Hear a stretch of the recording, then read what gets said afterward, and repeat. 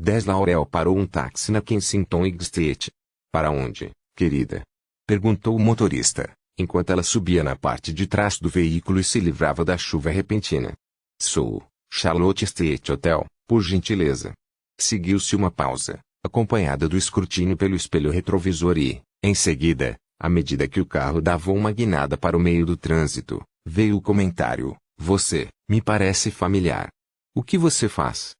Você é a mulher do papai. O que diabos aquilo significava? Eu trabalho no banco. Enquanto o motorista lançava uma invectiva contra os banqueiros e a crise global de crédito, Laurel fingia uma grande concentração na tela de seu celular. Ela percorreu aleatoriamente a lista de contatos até encontrar Jerry. Ele chegara tarde à festa de sua mãe, coçando a cabeça, e tentando lembrar onde havia deixado o presente. Ninguém esperava nada diferente de Jerry, e todas elas estavam tão eletrizadas como sempre ficavam quando o viam. Agora com 52 anos, mas de algum modo ainda um adorável garoto avoado, vestindo calça mal ajustada e o suéter marrom cheio de calombos que Rose tricotara para ela uns 30 natais atrás. Fez-se um grande estardalhaço, as outras irmãs atropelando-se para lhe servir chá e bolo. Até mesmo sua mãe acordara de sua sonolência, o rosto velho e cansado brevemente transformado pelo radiante sorriso de pura alegria que guardara para seu único filho. De todos os filhos, ela sentia falta especialmente dele. Laurel sabia disso porque a enfermeira mais amável lhe dissera. Ela parara Laurel no corredor quando estavam arrumando a festa e dissera: eu queria falar com você. Laurel, sempre pronta a levantar a guarda, disse: o que foi? Não precisa entrar em pânico, nada grave. É que sua mãe tem perguntado por uma pessoa. Um homem, eu acho. Jimmy? Seria isso? Ela queria saber onde ele estava, porque não vinha visitá-la. Laurel franzira a testa e sacudira a cabeça, depois dissera a verdade à enfermeira. Não achava que sua mãe conhecesse nenhum Jimmy. Não acrescentou que ela era a pessoa errada para perguntar, que havia outras muito mais zelosas entre as irmãs. Embora não Daphne. Graças a Deus por Daphne. Em uma família de filhas, era uma felicidade não ser a pior. Não se preocupe. A enfermeira deu um sorriso tranquilizador. Ela tem entrado e saído de um estado de semiconsciência ultimamente. Não é incomum eles ficarem confusos, no final. Laurel contraíra-se diante do impessoal eles, a terrível rispidez de final, mas Iris surgira nesse momento com uma chaleira defeituosa e um ar de grande preocupação, e Laurel abandonou o assunto. Somente mais tarde, quando fumava furtivamente na entrada do hospital, é que Laurel percebeu a confusão, que naturalmente o nome que sua mãe estava dizendo era Jerry, e não Jimmy. O motorista mudou repentinamente de direção, saindo da Brompton Road, e Laurel agarrou-se ao assento. Canteiro de obras, ele explicou, dando a volta por trás da Avenue Shows. Apartamentos de luxo. Já faz 12 meses e aquele maldito guindaste ainda está lá. Irritante. A maior parte já foi vendida, sabe? 4 milhões de libras cada. Ele assoviou entre os dentes. É muita grana. Eu compraria uma ilha para mim com esse dinheiro. Laurel sorriu de uma maneira que esperava que não fosse encorajadora. Ela detestava ser arrastada para uma conversa sobre o dinheiro de outras pessoas, e segurou o telefone mais perto do rosto. Ela sabia porque tinha Jerry no pensamento, sabia porque estava encontrando semelhanças a Jerry no rosto de meninos estranhos. Eles foram muito unidos um dia, os dois, mas as coisas mudaram quando ele tinha 17 anos. Ele fora ficar no apartamento de Laurel em Londres antes de seguir para Cambridge, uma bolsa de estudos integral, como Laurel dizia a todos que conhecia, às vezes até a quem não conhecia, e eles se divertiram juntos, sempre se divertiam. Uma sessão vespertina de Monty Python, em busca do cálice sagrado, e depois, jantar no restaurante de curry no final da rua. Mais tarde, depois de um delicioso tikka masala, os dois saíram pela janela do banheiro, levando almofadas e um cobertor com eles, e compartilharam um baseado no telhado de Laurel. A noite estava excepcionalmente límpida, estrelas, mais estrelas do que o normal, sem dúvida, e mais abaixo na rua, os sons agradáveis e distantes das comemorações de outras pessoas. Fumar deixou Jerry excepcionalmente falador, o que estava bom para Laurel porque fumar a deixava em um estado de deslumbramento. Ele estava tentando explicar as origens de tudo, apontando para aglomerações de estrelas e galáxias, e fazendo gestos de explosão com suas mãos delicadas e febris, enquanto Laurel estreitava os olhos, fazendo as estrelas ficarem turvas e entortarem, deixando que as palavras deles se fundissem como água corrente. Ela se perdera numa correnteza de nebulosas, penumbras e supernovas, e só percebeu que o monólogo de Jerry havia terminado quando ouviu dizer LOL daquele jeito que as pessoas fazem quando já repetiram a palavra mais de uma vez. Fechava um dos olhos e depois o outro, de modo que as estrelas saltassem pelo céu. Eu queria lhe fazer uma pergunta. Sim. Meu Deus, ele riu. Eu já disse isso mentalmente tantas vezes e agora não consigo encontrar as palavras. Ele passou os dedos pelos cabelos, frustrado, e fez um ruído de respiração animal. Ok, lá vai. Eu queria lhe perguntar se alguma coisa aconteceu, LOL, quando nós éramos pequenos. Há algo. Ele deixou a voz se transformar num sussurro. Algo violento. Foi então que ela soube.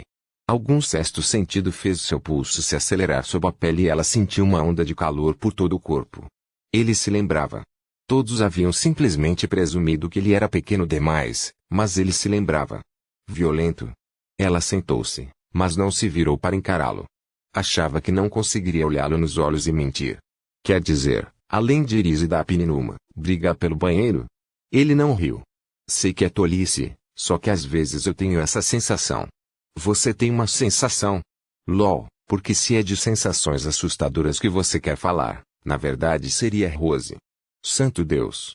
Eu podia fazer uma ligação para o Ashton, se você quiser. Ele atirou uma almofada em cima dela. Estou falando sério, LOL. Isso está me deixando louco. Estou perguntando a você porque eu sei que me dirá a verdade. Ele sorriu ligeiramente, porque seriedade não era algo que usassem bem ou com frequência, e Laurel pensou pela milionésima vez enquanto amava. Tinha certeza de que não poderia amar seu próprio filho mais do que a ele. É como se eu me lembrasse de alguma coisa, só que não consigo saber o que é. Como se o acontecimento tivesse desaparecido, mas os sentimentos, o horror e o medo, sombras deles pelo menos, ainda estivessem lá. Sabe o que quero dizer? Laurel balançou a cabeça. Ela sabia perfeitamente o que ele queria dizer. E então? Ele ergueu um dos ombros, em dúvida, e deixou-o cair outra vez, quase derrotado, embora ela ainda não o tivesse decepcionado. Houve alguma coisa? Qualquer coisa. O que ela poderia ter dito? A verdade, dificilmente. Havia certas coisas que não se contavam ao irmão mais moço por mais tentador que fosse. Não na véspera de sua ida para a universidade, não no telhado de um prédio de 4 andares. Nem mesmo quando repentinamente aquilo fosse o que ela mais desejava compartilhar com ele. Não, nada de que eu me lembre, ele não perguntou novamente, nem deu qualquer sinal de que não acreditava nela. Após algum tempo, ele voltou a explicar estrelas, buracos negros e o começo de tudo, e o peito de Laurel doeu de amor e de remorso. Laurel fez questão de não olhar muito atentamente para ele porque havia uma expressão em seus olhos, naquele momento, que a fazia lembrar do lindo bebê que chorara quando sua mãe o colocou no chão de cascalhos, embaixo das glicínias, e ela achava que isso não poderia suportar. No dia seguinte, Jerry partiu para Cambridge e lá permaneceu, um aluno brilhante, ganhador de prêmios, inovador, versado em expansão do universo.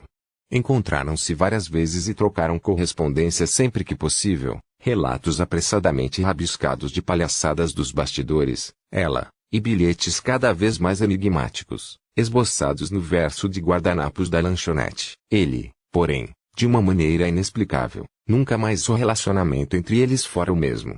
Uma porta, que ela não sabia que estava aberta, se fechara. Laurel não sabia se fora apenas ela ou se ele, também, havia percebido que uma fenda se abrira silenciosamente na superfície da amizade entre eles naquela noite no telhado. Ela lamentara a decisão de não lhe contar, porém somente muito mais tarde. Na ocasião, achara que estava fazendo o que era certo, protegendo-o, mas agora já não tinha tanta certeza. Aqui estamos, querida. Charlotte Street Hotel. São 12 paus. Obrigada. Laurel colocou o telefone na bolsa e deu à motorista uma nota de 10 e outra de 5 libras. Ocorria-lhe agora que Jerry poderia ser a única pessoa, fora sua mãe, com quem ela devia conversar sobre a questão. Ele também estivera presente naquele dia. Eles estavam ligados, os dois, um ao outro e aquilo que testemunharam. Laurel abriu a porta, quase atingindo sua gente, Claire, que pairava na calçada com um guarda-chuva. Meu Deus, Claire, você me assustou, ela disse, enquanto o táxi se afastava. Faz parte do serviço. Como vai? Tudo bem? Tudo bem. Beijaram-se nas faces e correram para dentro do hotel quente e seco. A equipe ainda está se preparando, Claire disse, sacudindo o guarda-chuva. Luzes e tudo mais. Gostaria de alguma coisa no restaurante enquanto esperamos. Chá ou café? Uma dose de gin puro. Claire ergueu uma sobrancelha fina. Você não vai precisar. Já fez isso mais de 100 vezes e eu vou estar presente o tempo todo. Se o jornalista sequer pensar em se desviar do roteiro, vou cair em cima dele como uma praga. Uma ideia realmente agradável. Eu daria uma boa praga. Não tenho a menor dúvida quanto a isso. Tinham acabado de servir-lhes um bule de chá quando uma jovem de rabo de cavalo e uma camiseta com os dizeres tanto faz aproximou-se da mesa e anunciou que a equipe já estava pronta e quando elas quisessem poderiam começar. Claire chamou a garçonete, que disse que levaria o chá para elas na suíte, e elas tomaram o elevador. Tudo bem? Claire perguntou quando as portas se fecharam na recepção. Tudo bem, Laurel respondeu, tentando com todas as forças acreditar. A equipe do documentário havia reservado os mesmos aposentos da vez anterior. Não era ideal filmar uma única conversa ao longo de uma semana, e era necessário se preocupar com a questão da continuidade, habendo que Laurel trouxera com ela, conforme fora instruída, a mesma blusa que usara na última sessão. O produtor veio recebê-las à porta e o responsável pelo guarda-roupa conduziu Laurel para o quarto da suíte, onde uma tábua de passar fora montada. O nó em seu estômago se apertou e talvez isso tenha transparecido em seu rosto, pois Claire sussurrou-lhe, quer que eu vá com você? Claro que não, Laurel respondeu, forçando-se a afastar todos os pensamentos sobre a mãe, Jerry e os obscuros segredos do passado. Acho que sou perfeitamente capaz de me vestir sozinha. O entrevistador, me chame de Mitch, abriu um largo sorriso ao vê-lo e indicou-lhe uma poltrona ao lado de um antigo manequim de costureira. Estou muito contente de podermos fazer isso outra vez, ele disse, segurando a mão de Laurel entre as suas e sacudindo-a enfaticamente. Estamos muito entusiasmados com o resultado até agora. Assisti a algumas sequências gravadas na semana passada e estão muito boas. O seu episódio vai ser um dos destaques da série. Fico feliz em saber. Não precisamos de muita coisa hoje, há somente alguns detalhes que eu gostaria de cobrir, se você estiver de acordo. Só para não termos nenhum ponto negro quando fizermos a montagem da história completa. Claro. Não havia nada que ela quisesse mais do que explorar alguns de seus pontos negros, exceto talvez tratamento dentário de canal. Minutos depois, ela já estava maquiada e com os microfones instalados. Laurel acomodou-se na poltrona e aguardou. Finalmente, os refletores foram acesos e uma assistente comparou o cenário com polaroids da semana anterior. Foi pedido silêncio e alguém segurou uma claquete diante do rosto de Laurel. O crocodilo fechou a boca com um estalo. Mitch inclinou-se para a frente na cadeira. E estamos gravando, disse o cameraman. Senhorita Nicholson, ele começou a dizer falamos muito sobre os altos e baixos de sua carreira no teatro, mas o que nossos telespectadores querem saber é como nossos heróis foram formados. Pode nos falar de sua infância? O roteiro era bastante objetivo. A própria Laurel escrevera.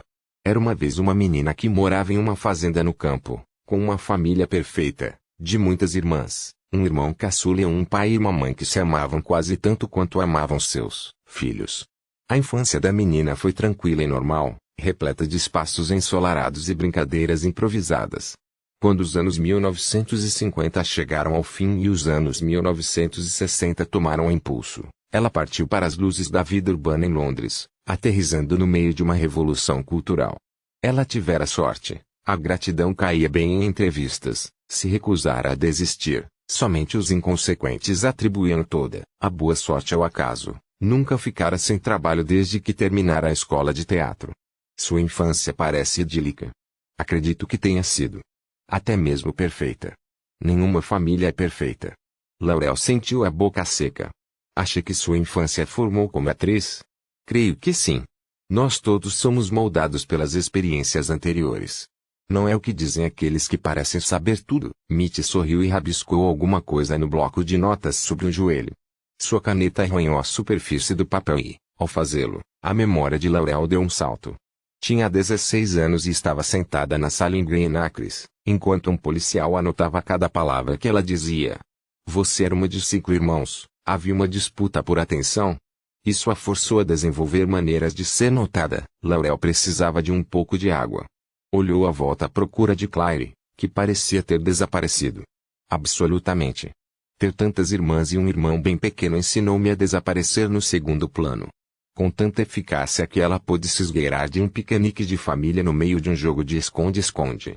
Como atriz, você dificilmente pode ser acusada de desaparecer no pano de fundo. Mas atuar não tem a ver com ser notada ou se exibir, tem a ver com observação. Um homem dissera isso certa vez na entrada do palco. Ela estava saindo, após uma sessão de uma peça de teatro, ainda zonza com a adrenalina da apresentação, e ele a parou para dizer o quanto gostara de seu desempenho. Você tem muito talento para observação, ele dissera. Ouvidos, olhos e coração, tudo ao mesmo tempo. Aquelas palavras lhe soaram familiares, uma citação de alguma peça, mas Laurel não conseguia se lembrar de qual. Mitch inclinou a cabeça. Você é boa observadora. Que coisa estranha para lembrar agora. A citação que ela não conseguia localizar, tão familiar, tão elusiva. Aquilo a deixara louca por algum tempo. E continuava fazendo um bom trabalho agora. Seus pensamentos estavam confusos. Ela estava com sede. Lá estava Claire, observando das sombras junto à porta. Senhorita Nicholson? Sim. Você é boa observadora? Oh, sim. Sim, de fato.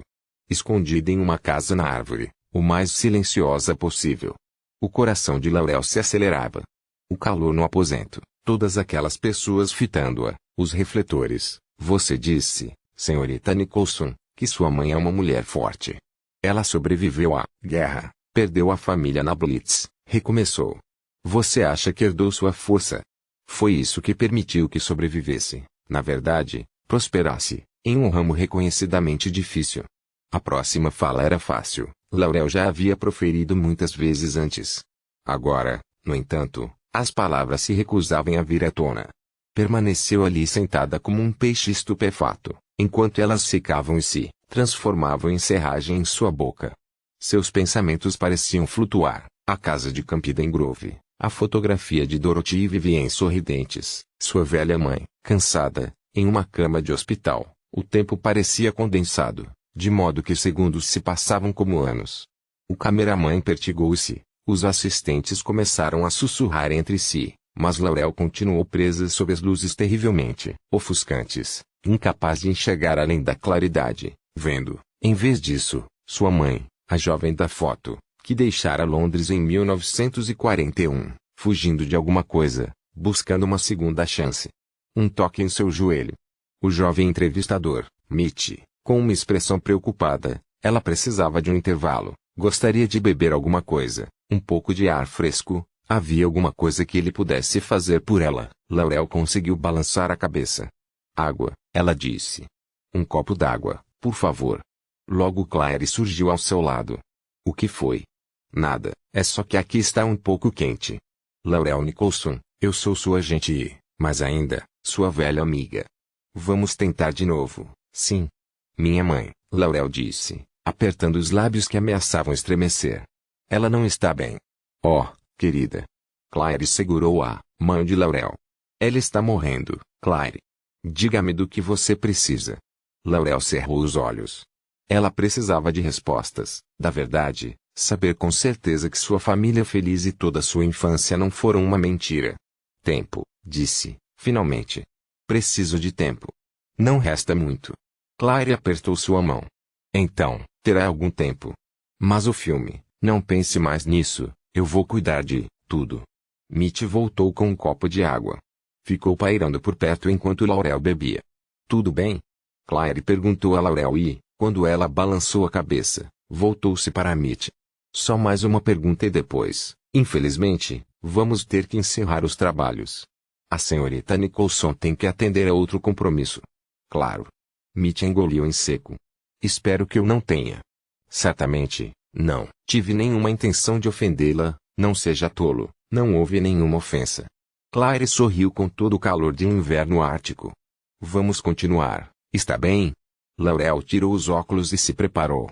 Um grande peso havia saído de seus ombros, substituído pela clareza de uma firme determinação. Durante a Segunda Guerra Mundial, enquanto bombas caíam sobre Londres, e residentes corajosos se ajeitavam resignadamente como podiam e passavam as noites amontoados em abrigos precários, enquanto ansiavam por uma laranja, amaldiçoavam Hitler e desejavam o fim da devastação, enquanto alguns encontravam uma coragem que nunca haviam sentido antes e outros experimentavam um medo que não haviam imaginado, a mãe de Laurel havia sido um deles. Ela tivera vizinhos, e provavelmente amigos. Ela trocara cupons por ovos e ficara encantada quando conseguia um par de meias de nylon, e, no meio de tudo isso, seu caminho se cruzara com os de Vivian e Henry Jenkins. Uma amiga que perderia e um homem que um dia ela mataria. Alguma coisa terrível acontecera entre eles três. Era a única explicação para o aparentemente inexplicável, algo horrível o suficiente para justificar o que sua mãe fizera. No pouco tempo que restava, Laurel pretendia descobrir o que era. Provavelmente não iria gostar do que descobriria, mas esse era um risco que estava disposta a correr. Um risco que precisava correr. Última pergunta, senhorita Nicholson, Mitch disse. Na semana passada, falamos sobre sua mãe, Dorothy. Você disse que ela era uma mulher forte. Ela sobreviveu à guerra, perdeu a família na Blitz de Coventry, casou-se com seu pai e recomeçou a vida. Você acha que herdou essa força? Foi isso que permitiu que você sobrevivesse, na verdade prosperasse, em um ramo notoriamente difícil. Dessa vez Laurel estava preparada, a resposta na ponta da língua, sem nenhuma necessidade do prompt. Minha mãe foi uma sobrevivente, ela ainda é uma sobrevivente. Se eu tiver herdado metade da sua coragem, posso me considerar uma mulher de sorte.